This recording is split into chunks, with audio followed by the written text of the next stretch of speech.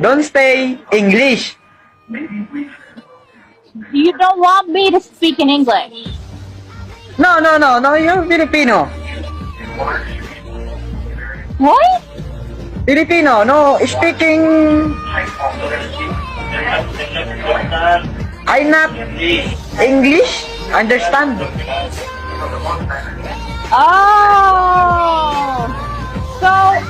So, ibig mong sabihin, kuya, hindi ka marunong mag-Tagalog. It was at this moment that he knew. He fucked up. Ay, mag-English. Mag-Tagalog eh! Pinahirap mo pa ako eh! Ako na pa ako? I'm sorry! Pinahirap mo pa ako! Pinahirapan pa ako!